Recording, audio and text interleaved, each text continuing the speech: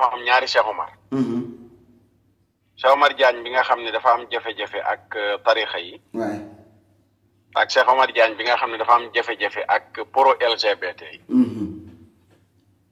ñaar yooyu nag ñu bari mënuñ koo distinguer ndax ku ci nekk rek ci ñi nga xam ne am na jafe-jafe ak ñoom ci wàllu tarixa yi jàpp na ne luñ ñëwaat doole ko ginnaaw bi la mu amoon jafe-jafe ak wàllu tarixa yi moom moo koy indi te ñaari bokkul li alquran di wax ne wala yajrimannakum shana'anu qawmin alla ta'dilu i'dilu huwa aqrabu li taqwa nit ki nga amal jafe-jafe tey bu fekkoon ne yow yaay juge wala man maay juge man juge bi dama bokk ci tarixa yi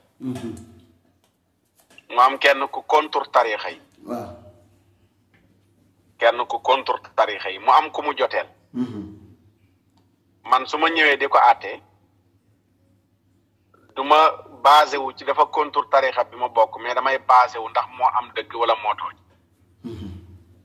ma àtte ko ci kaw loolu après nag man am naa feneen foo xam ne am naa possibilité man fa àttee kooku contre tarixa yi ci geneen anam gum joteeg tarixa yi li ma jublu ci lu mel noonu mooy Cheikh Omar bu fekkoon ne lii gaar nii dafa gaar fekk jafe-jafe gu mu am ak tarixa yi moom moo ko indi maanaam ñi bokk ci tarixa ñoo ko porté plainte ba yoon woolu ko ku mel ne man dama ciy neutre ku mel ne man ndax damay jàpp ne bu fekkee am na lu mu waxal tarixa yi war na indi ay firnde bu ko indiwul yoon dafa war a dal ci kaw effectivement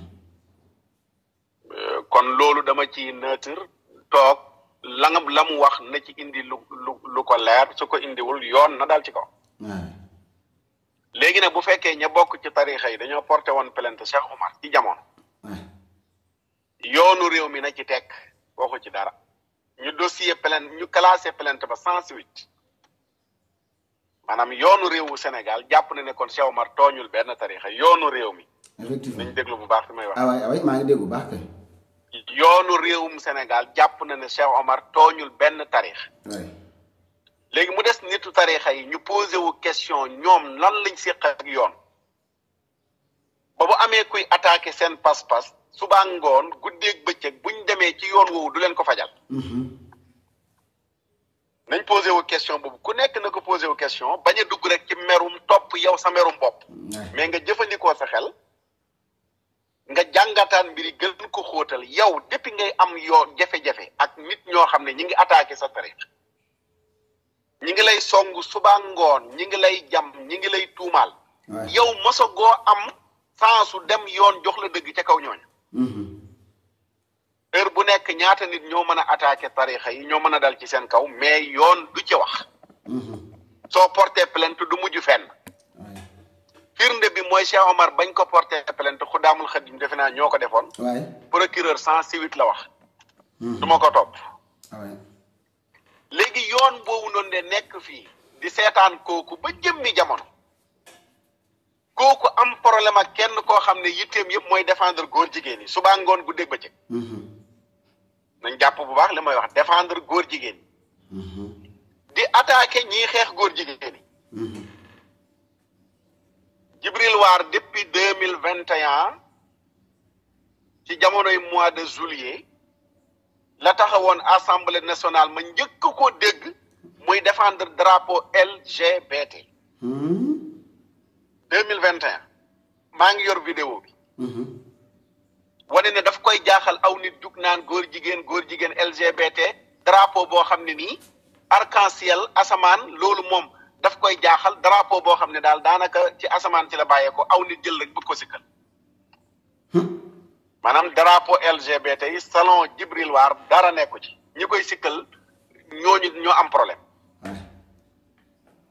ñu jógee ci loolu ànd sàmm jikko yi te ci même assemblée boobu la attaqué woo aw nit ñuy jug naan dañuy defar jikko te ku leen neex ñu tuumaal ko ne waaw ku ci sa waajur torox rek wala ku torox rek jug naan diw sàngam góor jigéen la ak franc-maçon la façon bi mu ko waxee jaanam nga ñàkk teggi te loolu ànd sàmm jikko yi mosu ko wax mosul wax ne diw sàngam góor jigéen la ànd sàmm jikko yi laa wax waxuma ku bokk ci ànd sàmm jikko yi mais ànd sàmm jikko yi discours officiel dajeem ak démarche am mosula jug ne diw sàngam góor jigéen la mën nañu wax nag diw sàngam day jàppale góor jigéen te am ci ay preuve.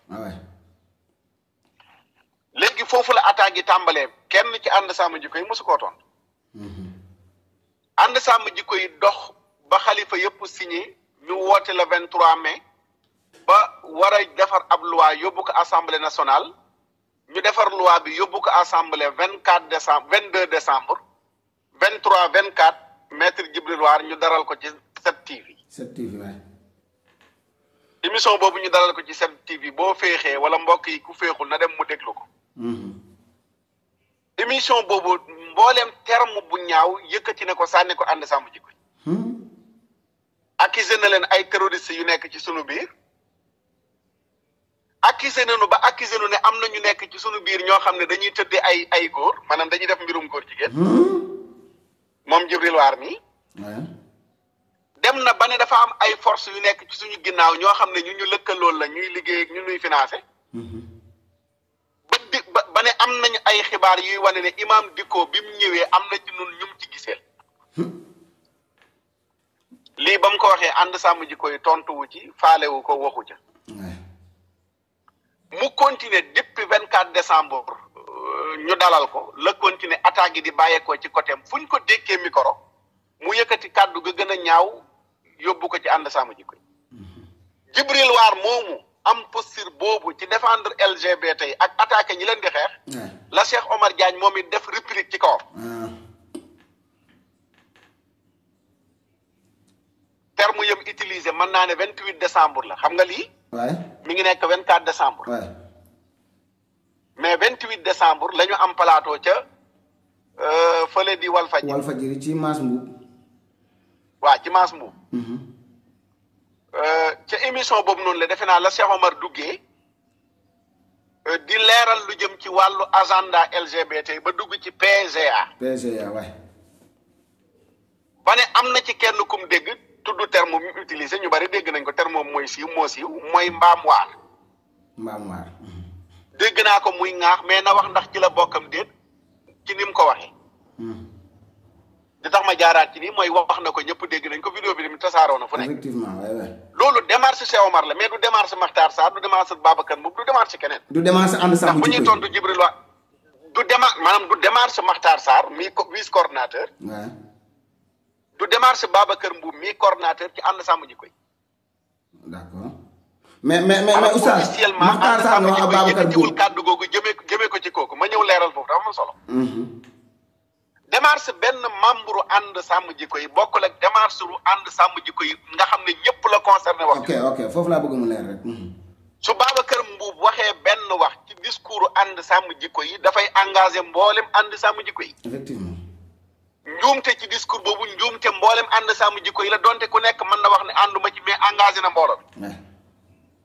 mais ànd sàmm jikko yi ñu invité leen ci benn plateau benn membre ànd sàmm jikko yi boo xam ne jiiteetuloon commission ci ànd sàmm jikko yi. jiiteetuloon commission ci ànd sàmm jikko yi. mais dafa resté woon des nekk membre simple. kooku démarche communication nekkul démarche officiellement communication ànd sàmm jikko yi la mu wax moom la engagé mais engagé na ko en tant que membre waaye engagé na ko ci ay façon yu baree bari ndax bokk na ci kuréel yu baree bari. effectivement. jiite na parti boppam bokk na ci yeneen kuréel yu dul ànd sàmm jikko yi. li tax may leeral loolu rek mooy du terme bu nit ki utilisé jëmee ko ci kenn ànd sàmm jikko yi dafa cautionné terme boobu moo tax may leeral lu mel noonu. waay. léegi ci même jataay boobu noonu la maître Djibril War mi mu wax loolu noonu le mais Walfadjri jëfandikoo na ak maanu ndax daf ko ubbilaat plateau bi. antenne bi waay. antenne bi ñu dugal ko ci téléphone. ba mu duggee ci téléphone mënoon na wax ne rek liñ ma wax daf maa naqari neexuma wala nangam ak nangam. waaye dafa ñëwaat attaqué waat ànd sàmm jikko yi. waneen ñooñu toog foofu di wax ci mbirum góor jigéen xanaa bi ñu nekk xale dañoo am lu ñu mosoon a séq ak ci góor jigéen. maanaam xanaa ay góor jigéen dañ ñu mosoon di tëddee bi ñuy nekk xale boo tax ñun ñëpp ñu jóg fu ñu toll góor jigéen. mais terme boobu lan moo ko gën a comparé ko terme ba ko Cheikh Omar wax nga comparé. nga xam ne léegi yamalewu ko ci moom bu fekkoon ne yow Cheikh Omar la wax ca plateau ba. membre bépp la ko boole. wala mu ne yow Babacar Mboup wala yow Makhtar Sarr waaye yéen ñooñu te waa ànd sàmm jikko yi ñoo ma gën a bari ca plateau ba. ànd sàmm jikko yi ñi mu làmboo nga wax ne lii ñuy xeex ak ñi ci ànd ñëpp di ko xeex xanaa ñooñu dañu mës a am problème ak ay góor jigéen bi ñu nekk xale. wax jooju mu wax ko ñu bàyyi mu jàll ca ba muy jeexal waxam mu ne Cheikh Omar dana ko def ni ñuy def jigéen. ca plateau ba la waxee loolu moom Djibril War dana def Cheikh Omar ni ñuy def jigéen. lii jàppal décembre la woon. ba mu fa jógee porté wul plainte. janvier porté wul plainte. février porté wul plainte. ba ci mois de mars lañ soog di yëg ne porté na plainte Cheikh Omar. ci lan lañ wax ne moom moo nekk lañ ko porté plainte mooy diffamation. injure publique. xaw ma ak menace yeneen chef d'accusation yoo xam ne après lañ ko ci dolli. léegi ci loolu lañ ko wooyee di ko baaganteloo ci diggante woobeeg baagantelo bi ci diggante boobu la Cheikh Omar génnee ci ànd sàmm jikko yi. alors justement ndax mën nañu introsé wu foofu lan moo waral mu génn ci ànd sàmm jikko yi comme ça mu leer naan ci bopp nañu avant ñu commencé jàllati beneen pomp. li ma ci wax te am loo xam ne man ak moom wax nañ ko ci. waaw ci bi ñuy échanger ci bëgg a génnam ci ànd sàmm jikko yi mooy bokk na ci. waaw bokk na ci lay wax mooy mettre à l'aise kuréel bi. mettre leen à l'aise. ndax moom li muy wax ak combat boppam moom la engagé personnel mais engagé wul ànd sàmm jikko yi.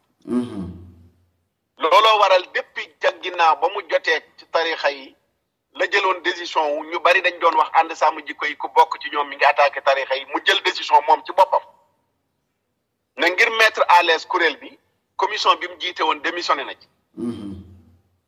muy communication moom moo ko jiite woon ci ànd sàmm jikko yi. bureau yi mu bokkoon yëpp tamit ci ànd sàmm jikko yi quitté na ci. daje yi ànd sàmm jikko yi di amal ci ay rassemblement dootu fa jëlati kàddu. léegi day resté des membre simple. mais lettre bi mu bindoon nag jëmale ko ci ànd sàmm jikko yi bi muy génn oustaz. waaw moom laa loolu bi muy génn ànd sàmm jikko yi lettre la moom dugal ci page Facebook am. waaw. page Facebook am la annoncé loolu annonce la bu mu dugal ci page Facebook am bokkul ak lettre bi mu bind ànd sàmm jikko yi ci démission. ok d'accord. ñaari bokkul.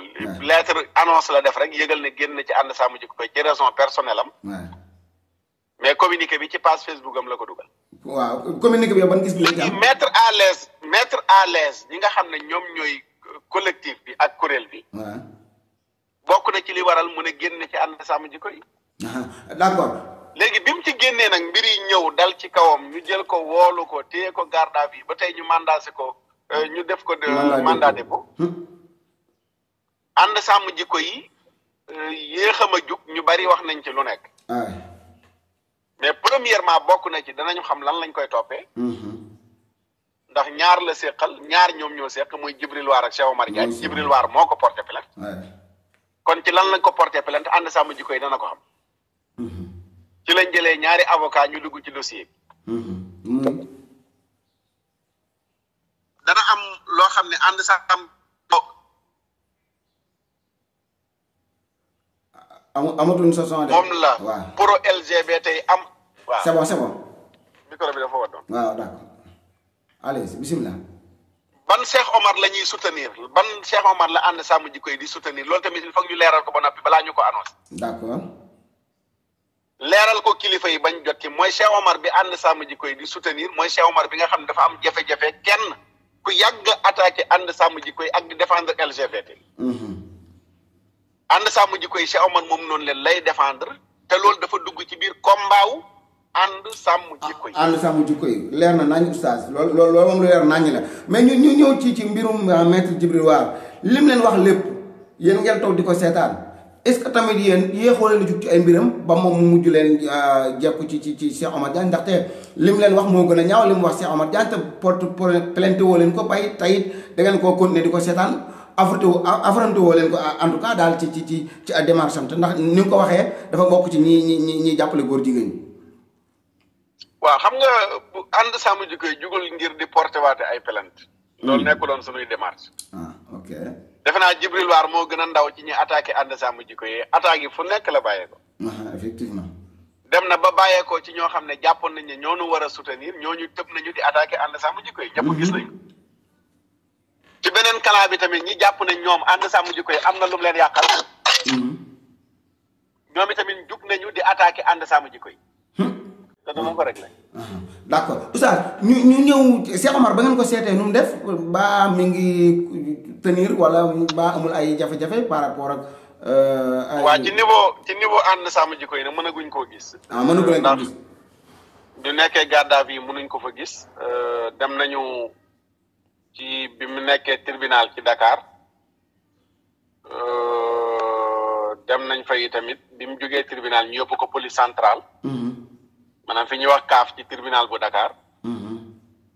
dem nañu fa man ak imam Babacar Sylla la ñoo fa teewaloon ànd sàmm jikko yi. keroog ci jour boobu fa lañ ko jëlee yóbbu ko police centrale ñu dem police centrale mais biñ demee li ñu police yi wax mooy dañoo jot ndigal ci kaw ne mënuñoo may. kenn gis ko. bi loolu weesoo yi tamit biñ ko téyee fi mu toll nii mi ngi ci mandat dépôt fii ak 15 jours yi defe naa kenn du am ci moom accès ndax ay règlement la yu ñu jël ci jamonoy Covid bi ba tey. bu 15 jours yi jeexee nag ci la ñuy mën a am ci moom accès loolu jamonoy Covid bi lañ jëloon dogal yooyu ba tey. moom mooy alors oustaz léegi ban programme ngeen teg pour lu jëm ci xeex ba jàppale ko pour mu génn ay intervention. waaw programme bi mooy am na benn collectif bu judd bu tudd Colicot. waaw collectif la pour uniquement li ko tax a jug mooy dajaloo ngir soutenir Cheikh Omar ngir ñu libéré ko ndax dañoo jàpp ne injustement lañ ko jàppee ci lii nii. turu Colicot moom ndax mën nañoo xam signification bi. waaw xam naa tubaab yi nag dese naa comprendre lépp mais daal xam naa collectif bokk na ci pour libération code gi mooy comme Cheikh Omar. waaw Cheikh Omar Diagne mooy code gi COD. waaw d'accord. waaw Colicot comme collectif pour libération Cheikh Omar Diagne. la mooy démarche collectif googu noonu ay manifestation ay avocat wala. waa ci àjjuma ci àllarba ji. wala ci talaata ji def nañu benn conférence de presse fële ca Relais. waaw effectivement. fàttali ne Colicot bi ay association yu bari ñu ngi ci ànd sàmm jikko yi dafa ñëw bokk ci biir kuréel yooyu nekk ci biir. ànd sàmm jikko yi benn la ci biir association wala mbooloo yi nekk ci biir Colicot. d'accord. def nañu conférence de presse fële ca Relais annoncé nañ fa le 16 bii nu jëm muy dimanche. waay muy samedi ji nu dëgmal ci 10 heures. waay. danañ ci amal rassemblement fële ca place de l'Obélisque ngir sàkk ñu libéré ko ni mu gën a gaawee. après nag loolu mooy première jéego bi buñ ci jógee jéego yi ci war a topp incha allah dana ci topp. oustaz ñu tëjee ak ànd sàmm jikko yi ci xeex bi muy def ci 2021 bi ñu génn oustaz gis nañ ñaari manifestation phare yi ngeen defoon mu jëm ci Macron bi mu fi waxee waxam jooju gis nañ manifestation bu mujj bi ngeen amal tamit ci place de l'Obélisque ak yeneen yi ko jiitu woon ak tamit projet de loi bi nga xamante ni déposé woon ngeen ko ci assemblée nationale d'abord information projet de loi bi fan lañ ci toll. ñu ngi ci toll ñu ngi ko bloqué ba tey assemblée nationale. dañ ko rejeté complètement alors bi ci des mooy tamit. ko bloqué yegguñ ci rejeté ko bloqué ko lañ toll. maanaam. dañ ko bloqué daal député yi amuñu pouvoir rejeté proposition de loi bi ndax proposition de loi bi dafa jaar yoon. D'accord dañ ko boole teg ko li ñu teg yëpp ne moo tax ñu téye ko loolu benn article mayu leen ko ci constitution bi. ok d'accord alors pour résumer continuer ba résumer ba tey Ousmane Sonko tamit gis nañ ko déclaration bu mujj bi mu génn def na ci wax na ci seen projet de loi bi wane que ni dafa am ay points yoo xam ne si àndu cee génn moo taxoon ba léegi mu defoon signature sous réserve rax ci dolli président Macky Sall c'est la première fois mu génn wax. ñëpp xam ne yéen lay waxal muy bi mu recevoir imam yi ca palais ba ngir doon leen tontu ci seen projet de loi boobu ak yeneen yi ci aju beneen affaire bi ci des tamit mooy que ni ci at mi lañ gis presse bi accepté officiellement di parler ci yéen di wax ci yéen d'une manière claire parce que tamit bu njëkk daawuñu gis ngeen def gros titres yi wala sax ñuy wax ci yenn journal yooyu nan ngay gisee démarche yooyu yëpp nga xamante ni ànd sàmm jikko yi def na ko ci 2021 bi. waaw démarche yi de mooy yiñ mos a def rek ba ànd sàmm jikko yi juddoo léegi 2017. nee naa defe naa coow 2018 moo ëpp tey coow lii. mooy jamono yi ànd sàmm jikko yi taxawalee collectif. tuddee ko non à l'homosexualité non à la franc-maçonnerie à l'homosexualité. mais yéen a ngi doog a àgg ci sos projet de loi pour yóbbu ko assemblée oustaz Macky Sall tamit. waaw ay wax ak yéen pour ñu xam ne yéen lay waxal. waaw ma ne dafa am fu mu dooree ci laa la doon leeral. ok d'accord. ne la ànd sàmm jikko yi coow li gënoon na fee bari ka jamono yi li nga wax ci presse bi rek moo tax ma ñëw foofu. d'accord. boo duggee ci Google nga tàppe collectif non à franc-maçonnerie et à l'homosexualité. nga gis ne collectif boobu noonu lee dem na ba journal Le Monde di ci bind te ànd sàmm jikko yi journal Le Monde bindagu ci. waaw Le Monde diplomatique. te collectif boobu noonu lee ànd sàmm jikko yi ci ñi ko initié la bokk. collectif boobu ñoo doon taxaw bañ ne Rihanna warul ñëw Sénégal. jamono yooyu ñi fekkee loolu gisoon nañ ne defe naa li ci presse bi doon wax waxu ci sax ci jamono yi ci ànd sàmm jikko yi. léegi nag bu ñu del siwaatee président li mu ci wax defe naa démarche la yoo xam ne ay njuumte yi am na ci. mooy tëb jot ay renseignement ci kuréel boo xam ne maîtriser woon ni muy doxee woo aw nit ñu wax ca. nga wax ca tamit yow ci façon boo xam ne nii ci loi bi xam nañ ne la nga ca wax dëppoowul ak li nga xam ne dëgg-dëgg mooy li nekk. loolu kilifa daf ko war a éviter. waaye nag dañuy nangu rek ba tey ci cadre ànd sàmm jikko yi attaqué wuñu benn imam ne warul dem fële wala warul gis ak président ndax loolu yëpp lu ñuy tànte la pour tas kuréel. te lu ci nekk rek boobu ba léegi ñu ngi koy éviter mooy attaques yi bàyyeekoo ci sunu biir ba ci mbirum Cheikh Omar Diagne bii nii tentation bu rëy la pour tas kuréel. effectivement. loolu yëpp ñu ngi koy maîtriser boobu ba tey. ba tax na Sonko yi li mu wax ci sortem bi am na ci lu favorable mais am na ci loo xam ne njuumte la. ci loolu lan mooy njuumte li. li ci favorable mooy en tant que leader politique bu jël position claire buy wane ne kat moom dafa ànd ci xeex ngóor jigéen. te bu demee ba jot ci nguur gi dana ci taxaw ba proposition de loi bi. jàll wala dana indi proposition de loi jàll. loolu lu favorable la mais li ciy njuumte mooy li mu wax ne dafa am point yu mu àndul ci loi bi. moom déjà loi bi gisu ko moom ba ci am point bu mu ci àndul wala bu ci gisee it amuñ retour Sonko ci loi bi lu mu ci àndul. ah bon. li mu signé avec réserve loolu mooy pétition ba. pétition bi ak loi bi ñaari duñu benn. bokkul effectivement. pétition ba la signé avec réserve waxoon ne loi bi buñ koy tëgg dana ci joxe ay xalaatam yu mu ci am. loi bi biñ koy tëgg contacté nañ ko ci ay yoon yónnee ko ay bataaxal amuñu retouram. ah bon. amuñu ko loi bi moom déjà amu ci benn gis-gis bu mu ñu wax ne am na ko ci officiellement ñun ñu jot ko lu dul wal fajri lañ déggee mu wax ne daf ci am réserve. leeral ma ne njuumte li nag mooy entre loi bi ak pétition bi. alors mais pétition bi la am réserve mais loi bi moom amu ci réserve. mais oustaz. te leneen li mu wax ci loi bi ne kat beneen njuumte li mooy wane ne loi bi nit ki danañ ko sàmmal droit mais fekk nit koo xam ne nii dañu yaakaar ne rek góor jigéen la ci melokaanam nga dal ci kawam yooyu yëpp dafa mat a xoolaat. kon day mel ne ñun dañoo bind lu mel noonu ci loi bi te loolu ñun binduñ ko ci. loolu discours mbedd la boo xam ne nii ñu ngi ko doon dégg ñu koy wax. ñu doon attaqué ànd sàmm jikko yi ñoo doon wax discours nit koo xam ne dafa xaw a jigéene nga bëgg ko jël jàppe ko góor jigéen loolu lu mat a xoolaata loolu ànd sàmm jikko yi mosu ko wax. loi bi tamit binduñ ci kuñ gis mu xaw a jigéene nañ dal ci kawam. loolu it binduñ ko ci loi bi. mais oustaz révélation nga nekk def nii parce que lii kenn xamutoon que ni mbiri nii la demee ci Sonko bi mu génnee wax nit ñëpp dañu apprécier daal ni que ok kon waa sàmm ànd sàmm jikko ñoo def erreur ci seen loi bi mais ñun mosu ñoo xam que ni Ousmane Sonko contacté ngeen ko pour mu ñëw participer ci loi bi waaye mosu ñoo xam que tamit que ni loi bi amul leen lu ci incorrect. waaw loolu la rek mooy booy wax ci mbir moom dañ ci wax li ci nekk. léegi lan mooy lan ngeen a xaar ci seen retour ci Sonko pour tontu ko ci li mu wax parce que lii dama dafa war a leer ci bopp askan wi oustaz. déet laajuñ ma ci yow yaa ma ci laaj ñi ma tontu la ci. waaw d'accord non maanaam pour waa Sane ànd sàmm jikko koy def communiqué wane que ni Ousmane Sonko li mu wax nii daf ci juum. comprendre ma c'est-à-dire maanaam waa ànd sàmm jikko koy def communiqué wane que ni Ousmane Sonko déclaration mu def wal fajri wane que ni loi bi dafa am loo xamante ni dafa naq. loolu laa la man la du lu jug lu nekk ànd sàmm jikko yi wax ci tamit. xam nga ñun defuñ déclaration ne président Macky Sall. ok ba muy dalal imaam yi dafa juum fii wala nangam ak nangam du lu jug tamit ànd sàmm jikko yi génn def ci déclaration. mais Ousmane Sonko tamit ku influence ci réew mi am nit ñi bëgg ko topp ko kooku tamit dafa jar di leeral parce que lu ko may malentendu mën na am seen diggante ak askan wi de. waaw leeral kay mi ngi nii laaj nga ma ci leeral naa feneen foo xamante ne laaj nañ ma ci lu ma ci war a wax. ndax yaa ma ci njëkk a laaj mën naa ne tey. ok d'accord peut-être am na benn conviction bu am seen diggante ak Sonko foofu peut-être dana mas a leer incha allah oustaz avant dernière question bi ñëw naa sànq ci. am na benn lan dégguma. benn conviction bu am maanaam benn ñàkk déggoo bu am seen diggante ak Sonko ci côté boobu. waaw du ma ko tuddee ñàkk déggoo njuumte laa koy tuddee man pas ñàkk déggoo.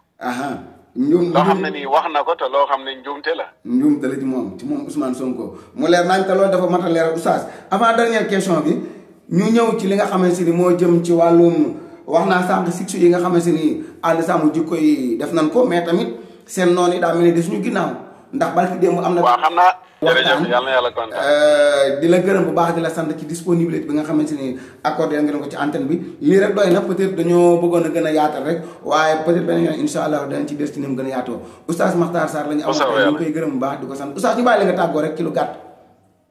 jërëjëf maa ngi sant mbokk yëpp di leen gërëm di jéggalu nag ci anam gi ñu defee émission bi di gën a lunu amul benn problème dafa fekk ñu ngi ci yoon ni moom moo ko waral. bu ñu nekkoon kër ga xëy na déggin bi dana gën a leer. ñu ngi ciy jéggal bu baax di la sant di la gërëm di bala xàq ñi doon seetaan ñëpp wasalaam. maaleykum salaam wa rahmatulah jërëjëf Oustaz Makhtar Sarr la ñu amoon tey ci Kër Niang TV mbokk yi ñu doon seetaan ñu ngi leen nuyu bu baax di leen gërëm di leen sant di leen jox dig daje beneen incha allahu rabbi ci beneen émission jërë ngeen jëf wasalaamaaleykum wa rahmatulah jërëjëf Oustaz.